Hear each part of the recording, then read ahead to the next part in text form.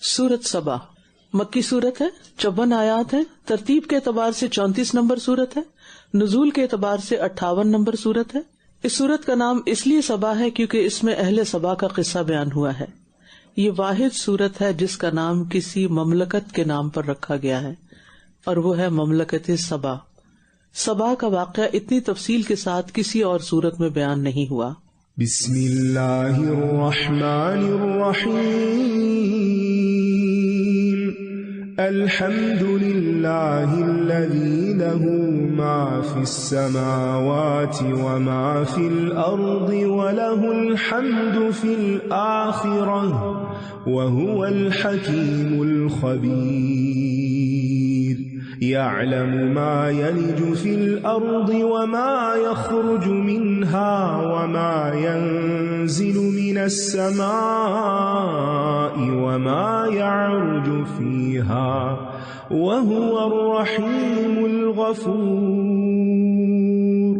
وقال الذين كفروا لا تأتينا الساعة قل بلى وربي لتأتينكم عالم الغيب لا يعزب عنه مثقال ذرة في السماوات ولا في الأرض ولا أصغر من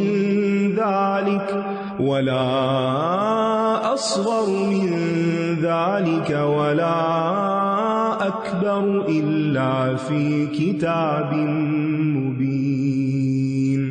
ليجزي الذين آمنوا وعملوا الصالحات أولئك لهم مغفرة ورزق كريم. والذين سعوا في آياتنا معاجزين أولئك لهم عذاب من رجز أليم. ويرى الذين أوتوا العلم الذي أنزل إليك من ربك هو الحق ويهدي إلى صراط العزيز الحميد.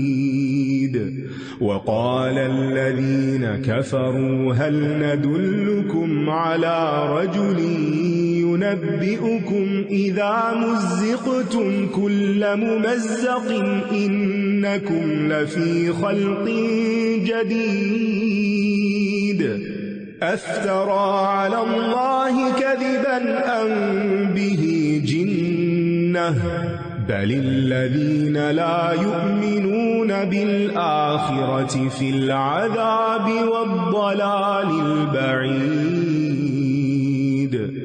أفلم يروا إلى ما بين أيديهم وما خلفهم من السماء والأرض إن نشأ نخسف بهم الأرض أو نسقط عليهم كسفا من السماء إن في ذلك لآية لكل عبد منيب.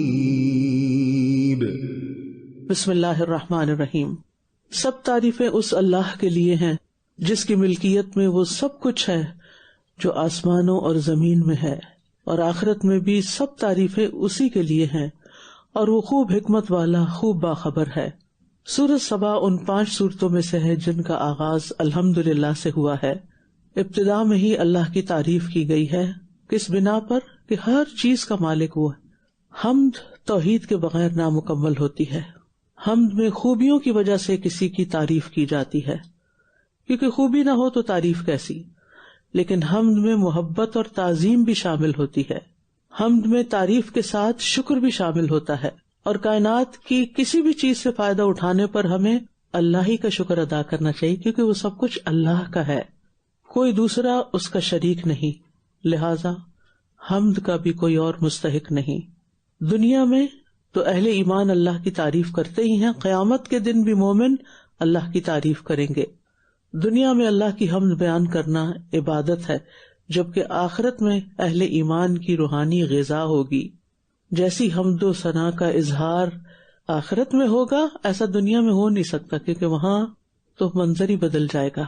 لیکن آخرت کی حمد و ثنا کے لیے دنیا میں حمد و ثنا کرنے والے بنے. وہ جانتا ہے جو کچھ زمین میں داخل ہوتا ہے اور جو کچھ اس سے نکلتا ہے اور جو کچھ آسمان سے اترتا ہے اور جو کچھ اس میں چڑھتا ہے، اور وہ نہایت رحم کرنے والا، بہت بخشنے والا ہے. آسمان سے بارش اترتی ہے، اللہ کی رحمت اترتی ہے، وحی اترتی ہے، فرشتے اترتے ہیں، اور اسی طرح آسمان کی طرف دعائیں چڑھتی ہیں، فرشتے انسانوں کے اعمال اور دیگر کئی چیزیں جو ہم جانتے بھی نہیں ہیں. تو اللہ سبحانہ وتعالیٰ بڑا ہی مہربان اور بخشنے والا ہے. اس کی صفت کو محسوس کر کے اس کو پکارا کریں. اور جن لوگوں نے کفر کیا کہتے ہیں ہم پر قیامت نہیں آئے گی، آپ کہہ دیجئے کیوں نہیں، میرے رب کی قسم جو غیب کا جاننے والا ہے، وہ یقیناً تم پر ضرور آئے گی. ایک ذرے برابر چیز بھی اس سے چھپی ہوئی نہیں، نہ آسمانوں میں اور نہ زمین میں، اور نہ اس سے چھوٹی اور نہ بڑی، مگر ایک واضح کتاب میں ہے. یعنی یہ تمام چیزیں بھی اللہ کی عظمت پر دلیل ہیں کہ اس کا علم ہر چیز پر محیط ہے. یعنی جاننے کا مقصد کیا ہے؟ تاکہ وہ ان لوگوں کو جو ایمان لائے اور انہوں نے نیک عمل کیے اچھا بدلہ دے. یہی وہ لوگ ہیں جن کے لیے مغفرت اور عمدہ رزق ہے. اعمال جتنے بھی اچھے کر لیں، انسان غلطیوں سے پاک نہیں ہو سکتا، اس لیے مسلسل بخشش کی ضرورت ہے. اور جس کو اللہ بخش دے پھر اس کے کیا کہنے. اور وہ لوگ جنہوں نے ہماری آیات کو نیچا دکھانے کی کوشش کی، یہی وہ لوگ ہیں جن کے لیے بدترین قسم کا دردناک عذاب ہے. اور وہ لوگ جنہیں علم دیا گیا وہ دیکھ لیں گے کہ جو کچھ آپ پر آپ کے رب کی طرف سے اتارا گیا ہے وہ سراسر حق ہے، اور وہ زبردست خوب تعریف والے رب کے راستے کی طرف رہنمائی کرتا ہے. اور جن لوگوں نے کفر کیا کہتے ہیں کیا ہم تمہیں اس شخص کے بارے میں بتائیں جو تمہیں خبر دیتا ہے کہ جب تم پوری طرح ریزہ ریزہ کر دیے جاؤ گے تو بے شک تم ضرور ایک نئی پیدائش میں ہوگے. اس دور میں بھی لوگ مذاق اڑاتے تھے، آج بھی دین اور دین والوں کا مذاق اڑاتے ہیں، اور یہ مذاق اڑانا یہ گمراہ لوگوں کی بد اخلاقی میں سے ہے. کیا اس نے اللہ پر جھوٹ گڑھ لیا؟ یہ اسے جنون لاحق ہے. بلکہ وہ لوگ جو آخرت پر ایمان نہیں لاتے وہ عذاب میں اور بہت دور کی گمراہی میں ہیں. تو کیا انہوں نے اس کی طرف نہیں دیکھا جو آسمان اور زمین میں ان کے آگے اور پیچھے ہے؟ اگر ہم چاہیں تو انہیں زمین میں دھنسا دیں یا ہم ان پر آسمان سے کچھ ٹکڑے گرا دیں، بے شک اس میں ہر رجوع کرنے والے بندے کے لیے ضرور ایک نشانی ہے. یعنی آخرت کے منکرین کی ایک بڑی وجہ کیا ہے کہ وہ زمین میں غور و فکر نہیں کرتے، اپنے آگے پیچھے نہیں دیکھتے، ورنہ وہ اللہ کی قدرت کو محسوس کرتے کہ جس نے یہ سب کچھ زمین و آسمان بنایا ہے وہ انسان کو دوبارہ پیدا کرنے پر بھی قادر ہے، وہ عذاب اور قیامت لانے پر بھی قادر ہے. لیکن جو رجوع نہیں کرتا اور جو اللہ کی طرف نہیں پلٹتا ان کو ان آیات سے کوئی فائدہ نہیں ہوتا، کیونکہ عبد منیب ہی نشانیوں سے فائدہ اٹھاتا ہے، منکر نہیں. وَلَقَدْ آتَيْنَا دَاوُودَ مِنَّا فَضْلًا يَا جِبَالُ أَوِّبِي مَعَهُ وَالطَّيْرَ وَأَلَنَّا لَهُ الْحَدِيدَ أَنِ اعْمَلْ سَابِغَاتٍ وَقَدِّرْ فِي السَّرْدِ وَاعْمَلُوا صَالِحًا إِنِّي بِمَا تَعْمَلُونَ بَصِيرٌ. وَلِسُلَيْمَانَ الرِّيحَ غُدُوُّهَا شَهْرٌ وَرَوَاحُهَا شَهْرٌ وَأَسَلْنَا لَهُ عَيْنَ الْقِطْرِ وَمِنَ الْجِنِّ مَن يَعْمَلُ بَيْنَ يَدَيْهِ بِإِذْنِ رَبِّهِ وَمَن يَزِغْ مِنْهُمْ عَنْ أَمْرِنَا نُذِقْهُ مِنْ عَذَابِ السَّعِيرِ. يَعْمَلُونَ لَهُ مَا يَشَاءُ مِنْ مَحَارِيبَ وَتَمَاثِيلَ وَجِفَانٍ كَالْجَوَابِ وَقُدُورٍ الرَّاسِيَاتِ اعْمَلُوا آلَ دَاوُودَ شُكْرًا وَقَلِيلٌ مِّنْ عِبَادِيَ الشَّكُورُ.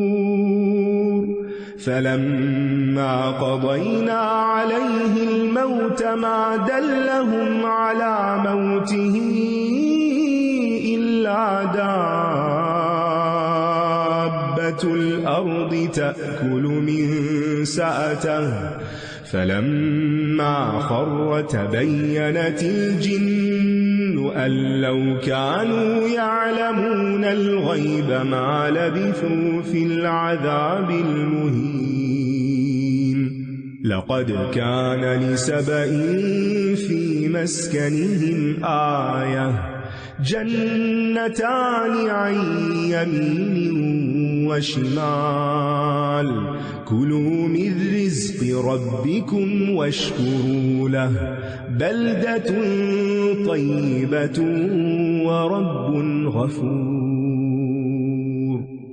فأعرضوا فأرسلنا عليهم سيل العرم وبدلناهم بجنتيهم جنتين ذواتي أكل خمط وأثل وشيء من سدر قليل ذلك جزيناهم بما كفروا وهل نجازي إلا الكفور وجعلنا بينهم وبين القرى التي باركنا فيها قرى ظاهرة وقدرنا فيها السير سيروا فيها ليالي وأياما آمنين فقالوا ربنا باعد بين أسفارنا وظلموا أنفسهم فجعلناهم أحاديث ومزقناهم كل ممزق إن في ذلك لآيات لكل صبار شكور وَلَقَدْ صَدَّقَ عَلَيْهِمْ إِبْلِيسُ ظَنَّهُ فَاتَّبَعُوهُ إِلَّا فَرِيقًا مِّنَ الْمُؤْمِنِينَ وَمَا كَانَ لَهُ عَلَيْهِمْ مِّن سُلْطَانٍ إِلَّا لِنَعْلَمَ مَن يُؤْمِنُ بِالْآخِرَةِ مِمَّنْ هُوَ مِنْهَا فِي شَكٍّ وَرَبُّكَ عَلَى كُلِّ شَيْءٍ حَفِيظٌ۔ اور بلا شبہ ہم نے داؤد کو اپنے پاس سے بڑا فضل عطا کیا تھا۔ اے پہاڑوں اس کے ساتھ تسبیح کیا کرو، اور اے پرندوں تم بھی، اور ہم نے اس کے لیے لوہے کو نرم کر دیا۔ فضل عربی میں زیادتی کو کہا جاتا ہے، ایکسٹرا، اور قرآن پاک کی اصطلاح میں مال، روزی، نبوت، بادشاہت اور علم کے لیے استعمال ہوا ہے۔ اور عام طور پر فضل کا معنی یہ لیا جاتا ہے کہ اے اللہ جس چیز کے ہم مستحق نہیں، حقدار نہیں، تو اپنے فضل و کرم سے ہمیں وہ عطا فرما۔ داؤد علیہ السلام کو اللہ تعالیٰ نے عام بادشاہوں کی نسبت بہت سی ایسی چیزیں عطا کی تھی جو عام لوگوں کو یا عام بادشاہوں کو نہیں ملی۔ ان میں سے ایک یہ کہ ان کی آواز بہت خوبصورت تھی، پھر یہ کہ دوسری مخلوقات ان کی تسبیحات کے ساتھ مل کر تسبیح کرتی۔ اللہ نے لوہے کو ان کے ہاتھوں میں نرم کر دیا اور بہت سی چیزوں کو ان کے لیے مسخر کر دیا۔ اللہ ہر چیز پر قادر ہے۔ جو رب داؤد علیہ السلام پر فضل فرما سکتا ہے وہ آپ پر بھی فضل فرما سکتا ہے، لہذا کبھی بھی مایوس نہ ہو۔ یہ کہ کشادہ زرہیں بناؤ اور کڑیاں جوڑتے وقت حلقے ٹھیک انداز پر رکھو اور نیک عمل کیا کرو۔ دنیا کے کام کرو سارے، اسلحہ بناؤ، لیکن ساتھ عمل بھی نیک، اس کا جائز استعمال بھی۔ جو عمل تم کرتے ہو میں اسے خوب دیکھنے والا ہوں۔ اگرچہ یہ حکم داؤد علیہ السلام کے لیے ہے، لیکن obviously اس میں ہمارے لیے بھی سبق ہے۔ داؤد علیہ السلام کے نیک اعمال میں سے ایک یہ تھا کہ وہ اپنے اور اپنے اہل خانہ پر خود کما کر خرچ کرتے تھے، زریں بنا کر ان کی آمدنی سے بسر اوقات کرتے، اور نعمتیں جب بھی انسان کو ملے انسان فوراً نیک عمل کی طرف رغبت کرے، اور جتنی نعمتیں زیادہ ہوں اتنا ہی شکر بھی زیادہ کرے۔ اور پھر ایک سبق یہاں سے یہ بھی مل رہا ہے کہ صلاحیت رکھنے والوں کو صنعت کاری، انجینئرنگ میں جانا چاہیے، جن کے اندر یہ ایپٹیٹیوڈ ہو، اور اپنے بچوں کو بھی اگر آپ یہ تعلیم دینا چاہیں تو کوئی حرج نہیں، بس اس کے ساتھ ساتھ نیک اعمال کرنے ہیں۔ یعنی کوئی بھی پیشہ اختیار کرنے سے انسان کا مرتبہ اور فضیلت کم نہیں ہوتی ایز لانگ ایز وہ جائز حلال درست ہو.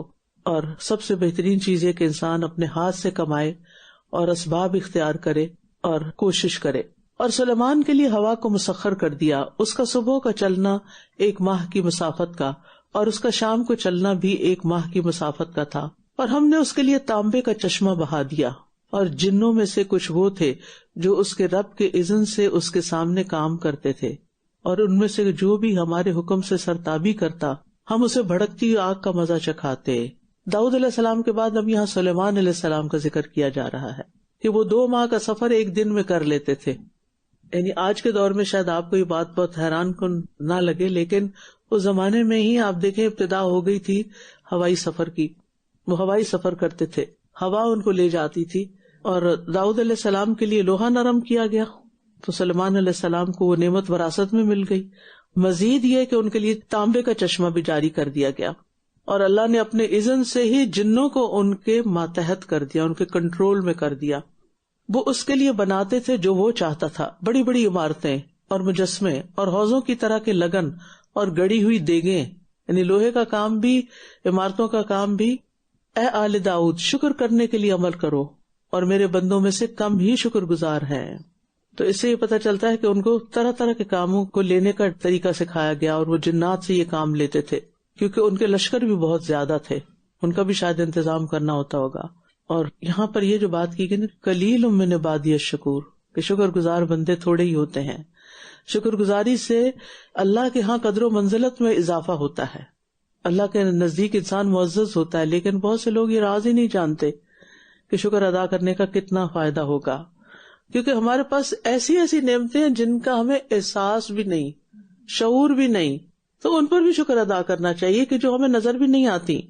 اور شکر صرف زبان سے نہیں ہوتا، شکر عملی طور پر بھی ہوتا ہے. تو جس کو شکر کی توفیق مل گئی اس کو بہت بڑی نعمت مل گئی، اور اس توفیق پر بھی شکر کرنا چاہیے، اور اللہ کی اطاعت کرنا ہی اصل شکر گزاری ہوتی ہے. پھر جب ہم نے اس پر موت کا فیصلہ کیا تو جنوں کو اس کی موت کی خبر زمین کے کیڑے یعنی دیمک نے دی جو اس کا عصا کھاتا رہا تھا.